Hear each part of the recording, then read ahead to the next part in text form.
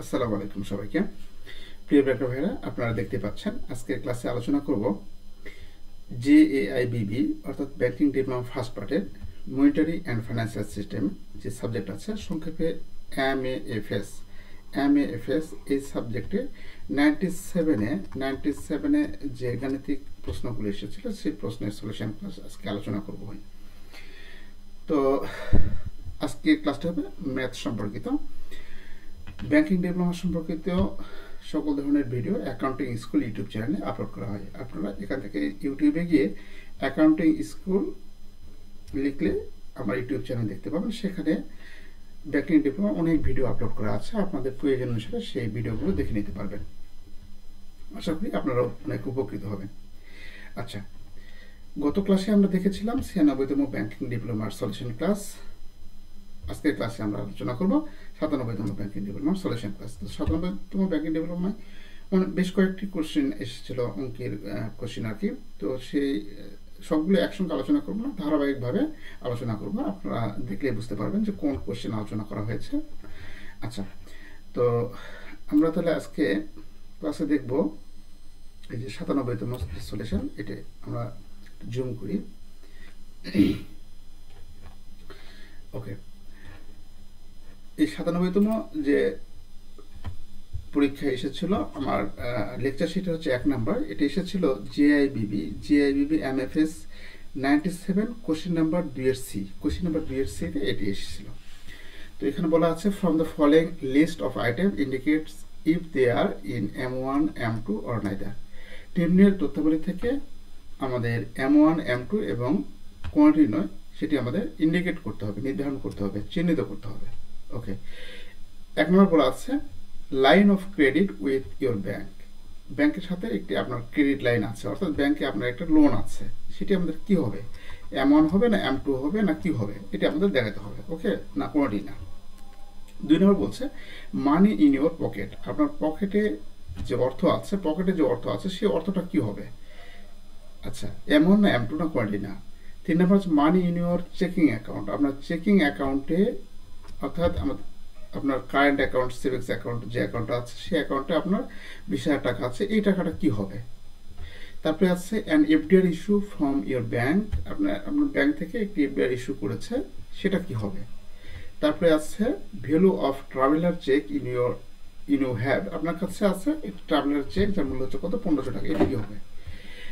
6 নম্বরে এই সঞ্চয়পত্র is purchased from Bangladesh bank. Bangladesh bank থেকে একটি সঞ্চয়পত্র ক্রয় করেছেন, এটি কি হবে। এটা মূলত অঙ্ক না, তবে এটি আমাদের থিওরিক্যালের মতোই, শুধু এখানে টাকার দিয়ে মনে হতে পারে যে এটা আমাদের কাছে অঙ্ক। এটা আমাদের চিহ্নিত করতে হবে, শুধু চিহ্নিত করতে হবে। তো এটার সলিউশন ক্লাস আমরা এইভাবে দেখবো। এটা এই অঙ্কের বাংলা ক্লাস, বাংলা যে ভার্সন সে বাংলাটা এখানে লেখা আছে। আমরা সলিউশনটা এইভাবে করব। উত্তর আলোচ্য তথ্যগুলো হতে M1 M2 এবং বা এখানে লিখবো আমরা অথবা লিখবো, অথবা কোনটি নয় তার নিম্ন ছকের মধ্যে উপস্থাপন করা হলো। এটি আমাদের প্রশ্নে দেওয়া আছে এবং দেওয়া আছে প্রশ্নে। আচ্ছা, তো আমরা প্রশ্নের যে কয়টি কলাম আছে, ক্রমিক নম্বর, বিবরণ, টাকার পরিমাণ, এই 3টি কলাম এখানে ঠিক ওইরকমভাবে হুবহু আমরা তুলবো। আর আমাদের যে মতামত আমরা যে নির্ধারণ করবো সেটা আমাদের লাস্ট কলামে, এটা আমরা এইভাবে লিখবো M1 M2 অথবা কোনটি না। আচ্ছা, এখানে প্রথমে আছে আপনার ব্যাংকের সাথে থাকা ক্রেডিট লাইন। তাহলে ব্যাংকের সাথে থাকা ক্রেডিট লাইন 50,000 টাকা, এটি আমাদের কাছে কোনোটি না, M1 M2 কোনোটি না। তারপরে হচ্ছে আপনার পকেটে টাকা থাকা, অর্থাৎ ব্যাংকের সাথে যে লোন সম্পর্কিত, সেই লোন সম্পর্কিত আমাদের M1 M2 কোনোটির মধ্যে হবে না। পকেটে যে টাকা আছে সেই টাকাটা আমাদের M1 এর মধ্যে আসবে, যেটা অত্যধিক তরল টাকা। আমাদের কাছে টাইম ডিপোজিট বা ফিক্সড এফডিআর যেটাকে আমরা বলি, সহজে আমরা বুঝতে পারি, এফডিআর গুলো হচ্ছে M2 মধ্যে অন্তর্ভুক্ত হবে, এফডিআর। তো তাছাড়া অন্যান্য যে চেকিং অ্যাকাউন্টগুলো আছে, সেই চেকিং অ্যাকাউন্টগুলো আমাদের, অর্থাৎ চেকিং অ্যাকাউন্ট বলতে আমরা কাস্টমার সহজে ব্যাংকে এসে জমা দেয়, সেভিংস অ্যাকাউন্ট, কারেন্ট অ্যাকাউন্ট যেগুলো, সেগুলো হচ্ছে আমাদের কাছে M1 এর মধ্যে অন্তর্ভুক্ত হবে। M1 M2 সম্পর্কিত যে বিস্তারিত আমরা গত ক্লাসে, অর্থাৎ 96তম ব্যাংকিং ডিপ্লোমার যে সলিউশন ক্লাস, সেখানে আমরা আলোচনা করেছি। তাছাড়া অন্যান্য ক্লাসে এগুলো আলোচনা করা আছে, আপনারা দেখে নিতে পারেন। তো আপনার চেকিং হিসাবে জমা টাকা এটা হচ্ছে আমাদের কি হবে, এটা M1 হবে। আপনার সঞ্চয়ী এফডিআর, এটা টাইম ডিপোজিট, এটা আমাদের হবে কি M2। তারপর হচ্ছে আপনার কাছে থাকা ট্রাভেলার চেকের মূল্য কত, এটা কোয়ান্টিটি না, এটাই আমাদের M1 M2 কোয়ান্টিটির মধ্যে অন্তর্ভুক্ত হবে না। বাংলাদেশ ব্যাংক হতে আপনার ক্রয়কৃত একটি সঞ্চয়পত্র 10,000 টাকা M2 মধ্যে অন্তর্ভুক্ত হবে। তাহলে এই দুটো এফডিআর এবং হচ্ছে সঞ্চয়পত্র, এটি হচ্ছে আমাদের একটা টাইমের সাথে সম্পর্কিত, টাইম ডিপোজিট এগুলো। তো এই দুটো হচ্ছে আমাদের M2। পরে দুটো 2 এবং 3 হচ্ছে আমাদের M1, 1 এবং হচ্ছে 5 নাম্বার হচ্ছে আমাদের কাছে কোয়ান্টিটি না। আচ্ছা, এই হচ্ছে আমাদের এটি। আচ্ছা, এরপর আমরা দেখব যে এটি দেখব আমরা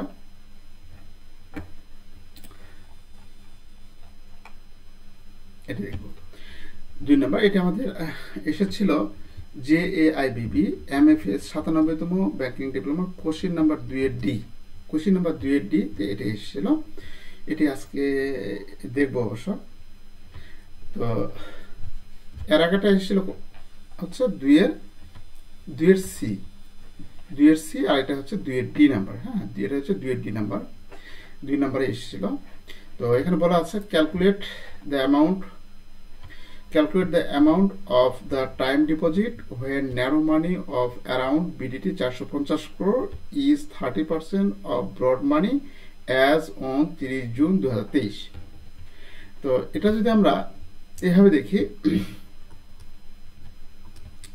যে calculate the amount of time deposit calculate করো, গণনা করো। হ্যাঁ, টাইম ডিপোজিট এটা আমাদের হোয়াট চিহ্ন। হ্যাঁ, এটা আমাদের টাইম ডিপোজিটটা আমাদের বের করতে হবে, এটা হোয়াট, এটা আমাদের বের করতে হবে, এটা হোয়াট চিহ্ন। আচ্ছা, ওকে। হোয়েন ন্যারো মানি, যখন ন্যারো মানি মানে কি বুঝি, ন্যারো মানি হচ্ছে সংকীর্ণ মুদ্রা, এটা হচ্ছে M1 অফ অ্যারাউন্ড বিডিটি কত 450 crore, বিডিটি হচ্ছে কত 450 crore, তাহলে ন্যারো মানি হচ্ছে কত 450 crore ইজ হয় 30% অফ ব্রড মানি কত 30%, মানে এই 450 crore হচ্ছে ব্রড মানির 30%। ব্রড মানি বলতে কি বুঝি, আমরা ব্রড মানি হচ্ছে বিস্তৃত মুদ্রা বা M2, একে বলে M2। তাহলে M1 M2 বলা নাই, কিন্তু এটা আমাদের ভাষা দ্বারা বুঝতে হবে। ন্যারো মানি হচ্ছে M1 আর ব্রড মানি হচ্ছে M2। তাহলে আমাদের এই M1 450 crore হচ্ছে ব্রড মানির 30%, মানে ব্রড মানি যা তার 30% করলে আমরা 450 কোটি পাবো, এটা হচ্ছে M1। ওকে, এটা কোন তারিখে 30 জুন 2023-এ। তাহলে এখানে এই তথ্যের ভিত্তিতে আমাদের টাইম ডিপোজিটটা ক্যালকুলেশন করতে হবে। আবার বলা আছে calculate the amount of currency outside bank আমাদের ক্যালকুলেট করতে হবে। ইফ ডিমান্ড ডিপোজিট, যদি ডিমান্ড ডিপোজিট চাহিদা আমানত ইজ অলমোস্ট 60% অফ M1, চাহিদা আমানত 60% অফ M1 কোনটা, M1 এই যে 450 crore 60% হচ্ছে ডিমান্ড ডিপোজিট যদি হয়, তাহলে আমাদের কারেন্সি আউটসাইড ব্যাংক আমাদের ক্যালকুলেট করতে হবে। অনেক মজার একটি অঙ্ক। তো এখানে বাংলায় ভাষণ লেখা আছে 30 জুন 2023 তারিখে প্রায় 450 কোটি টাকা সংকীর্ণ মুদ্রা বিস্তৃত মুদ্রার 30% হলে সময় আমানত বলতে টাইম ডিপোজিট অর্থাৎ এফডিআর ধরনের যেগুলো, সেগুলো আমাদের পরিমাণ বের করতে হবে, গণনা করুন। আচ্ছা, 21 তারিখে চাহিদা আমানত M1 এর প্রায় 60% হলে, চাহিদা আমানত মানে কি ডিমান্ড ডিপোজিট M1 এর 60% হলে ব্যাংকের বাইরের মুদ্রা পরিমাণ গণনা করতে, অর্থাৎ ব্যাংকের বাইরের যে মুদ্রাটা সেই মুদ্রাটা আমাদের গণনা করতে বলছে। ওকে, আমরা এই অঙ্কের সলিউশনটা দেখব এইভাবে। এখানে আমাদের আগে লিখতে হবে যে অঙ্কের যে তথ্যগুলো আছে সেই তথ্যগুলো আমাদের এখানে উপস্থাপন করতে হবে, তাহলে আমাদের অঙ্কটা করতে সুবিধা হবে। যদি না লিখি, এটা যদি না লিখি কোনো সমস্যা নেই, এই যে অঙ্কের যে তথ্যগুলো এই তথ্যগুলো যদি না লিখি তাহলে কোনো সমস্যা নেই, কিন্তু লিখলে আমাদের কাছে সুবিধা হবে। তাহলে আমরা এখানে বলা আছে কি ন্যারো মানি মানে এই যে এই ন্যারো মানিটা হচ্ছে, আচ্ছা এটা কালার একটু অন্য করি। তাহলে ন্যারো মানি এখানে বলা আছে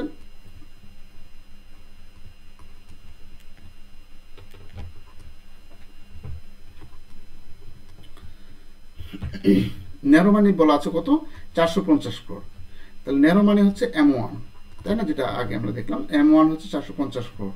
এটা লিখেছে গিভেন 1 2 3 করছে 1 ন্যারো মানি M1 সমান 450 crore। তারপরে M1 2 নম্বর দেওয়া আছে M1 সমান 30% অফ ব্রড মানি। এখানে আবার বলা আছে যে M1 হচ্ছে যে 450 crore হয় 30% অফ ব্রড মানি, ব্রড মানি 30%, মানে M1 সমান 30% of broad money, or M1 সমান ব্রড মানি M2, ব্রড মানিটা হচ্ছে M2 তাই না, M2 গুণ 30%, অর ব্রড মানি M2 সমান এই পাশে 30% কি হয়ে আছে, গুণ হয়ে আছে, তাহলে ওই পাশে যায় ভাগ হবে। আমরা এটা করে নিয়েছি, অর্থাৎ M1 কে আমরা 30% দ্বারা যদি ভাগ করি তাহলে আমরা কি পাবো, তাহলে ব্রড মানি পাবো। এই অ্যামাউন্ট কোনটা, অ্যামাউন্ট হচ্ছে এই যে 450 crore, যেটা এই 450 crore। ওকে, 450 crore যদি আমরা 30% দ্বারা ভাগ করি তাহলে আমরা এটা পাবো। আচ্ছা ফাইন। এখন এরপর আমরা 3 নাম্বার দেখব ডিমান্ড ডিপোজিট। ডিমান্ড ডিপোজিটের কথা বলা আছে, এখানে বলা আছে যে demand deposit is almost 60% of M1, M1 এর 60%, সেটা এখানে লিখেছি ডিমান্ড ডিপোজিট 60% অফ M1, অর্থাৎ ডিমান্ড ডিপোজিট সমান M1 গুণ 60%। তাহলে এই ইনফরমেশনগুলো দেওয়া আছে, এই ইনফরমেশনগুলোর প্রেক্ষিতে আমাদের time deposit what, time deposit বের করতে হবে, টাইম ডিপোজিট আর বের করতে হবে কারেন্সি আউটসাইড ব্যাংক, এটাই হচ্ছে হোয়াট, এটা আমাদের বের করতে হবে। সেটা লিখেছি টাইম ডিপোজিট হোয়াট, আমাদের কারেন্সি আউটসাইড ব্যাংক হোয়াট। তো এটা আমাদের এই ইনফরমেশনগুলো যদি লিখি তাহলে আমাদের কাছে সুবিধা হবে, যদি না লিখি তো কোনো সমস্যা নেই, কোনো সমস্যা নেই, আমরা ডাইরেক্ট এভাবে লিখতে পারি। তারপরে এখান থেকে আমাদের অঙ্ক মূলত যে ক্যালকুলেশনগুলো এখান থেকে স্টার্ট করবো। Let's start by finding the value of time deposit. We know that time deposit কার সাথে সম্পর্কিত, টাইম ডিপোজিট হচ্ছে M2 এর সাথে সম্পর্কিত। এফডিআর, এফডিআর হচ্ছে বা টাইম ডিপোজিট কার সাথে, M2 এর সাথে সম্পর্কিত। আর আমাদের কারেন্সি আউটসাইড ব্যাংক, এটি কার সাথে সম্পর্কিত, কারেন্সি আউটসাইড ব্যাংক হচ্ছে M1 এর সাথে সম্পর্কিত। ঠিক আছে, তাহলে প্রথমে আমাদের টাইম ডিপোজিট চেয়েছে, তা টাইম ডিপোজিটের জন্য আমরা এই সূত্রে অ্যাপ্লাই করব, M2 ব্রড মানি সমান সমান M1 যোগ টাইম ডিপোজিট। তাহলে এখানে আমাদের M2 এর মান কত, M2 আমরা অলরেডি এখানে দেখেছি, আমরা এই যে ব্রড মানি M2 সমান সমান কত, M1 কে আমরা 30% দ্বারা যদি ভাগ করি তাহলে আমরা পাবো M1 সমান সমান কত, M1 সমান সমান এই যে 450 crore, এটা আমরা এখানে লিখব। 450 crore-কে 30% দ্বারা ভাগ করলে আমরা ব্রড মানি পাবো। আচ্ছা ওকে, তাহলে M1 সমান সমান কত, 450 crore, যেটা আমরা অঙ্কে দেওয়া আছে, যোগ টাইম ডিপোজিট, এটা আমাদের ক্যালকুলেট করতে হবে, এটা আমাদের রেখে দেবো। তারপরে এটা 30% দ্বারা যদি আমরা ভাগ করি, 30% দ্বারা যদি ভাগ করি তাহলে কত পাবো, এত পাবো। আর 450 crore এর পাশে প্লাস ফিগার থাকবে, ওই পাশে কি হবে, মাইনাস হবে। এইভাবে ক্যালকুলেশন করে ডিমান্ড ডিপোজিট 1050 crore পাবো আমরা। আচ্ছা ওকে, এরপর আমরা আবার ক্যালকুলেশন করতে বলছে। Let's start finding the value of currency outside bank. আপনি এত কিছু না লিখে আপনি শুধু calculation of currency outside bank, এটাই আপনি লিখতে পারেন, যে calculation of currency outside bank, এত কিছু না লিখেও লিখতে পারেন, কোনো সমস্যা নেই। তো we know that M1 narrow money সমান কারেন্সি আউটসাইড ব্যাংক যোগ ডিমান্ড ডিপোজিট, এটা হচ্ছে সূত্র আমাদের। এই সূত্রটা এখানে লিখেছি। তো M1 ন্যারো মানে কত, 450 crore, কারেন্সি আউটসাইড ব্যাংক এটা বের করতে হবে। আর ডিমান্ড ডিপোজিটটা বলা আছে এখানে বলা আছে ডিমান্ড, এই যে ডিমান্ড ডিপোজিট যেটা লিখেছি আমরা, এই পার্সেন্টগুলো গিভেনে যেটা লিখেছি, ডিমান্ড ডিপোজিট সমান M1 এর 60%, তাহলে M1 এর 60%, তার মানে কি 450 crore হচ্ছে M1 এর 60%, তাহলে M1 এর 60% করলে পরে 270 হয়, আর এই পাশে 450, তো 270 এর পাশে প্লাস ফিগার আছে, ওই পাশে গিয়ে মাইনাস ফিগার হবে, করলে আমাদের কারেন্সি আউটসাইড ব্যাংক 180 crore পাবো। তার মানে লিখবো so the amount of time deposit 1050 crore and the amount of currency outside banks BDT কত, 180 crore। এভাবে এই অঙ্কের সলিউশন ক্লাস আমরা দেখব। আজকের ক্লাস এখানে শেষ করব, পরবর্তী ক্লাসে আমরা দেখব, এটা এসেছিল পরবর্তী ক্লাসে এসেছিল এই যে 97তম যে ডিপ্লোমা করে 5-এর এ নাম্বার যে ক্লাসে প্রশ্নের যে এসেছিল অঙ্ক, সেই অঙ্কটা আমরা আলোচনা করবো ইনশাল্লাহ। তো আজকে ক্লাস এখানে শেষ করছি। ক্লাসগুলো ধারাবাহিকভাবে অ্যাকাউন্টিং স্কুল ইউটিউব চ্যানেলে আপলোড করবো ইনশাল্লাহ। আপনাদের দেখলে এই ক্লাসগুলো দেখলে আপনারা উপকৃত হবেন ইনশাল্লাহ, এটা আমি বলতে পারি। তো সবার সুস্বাস্থ্য কামনা করে আজকে এখানে শেষ করছি। আল্লাহ হাফিজ, আসসালামু আলাইকুম।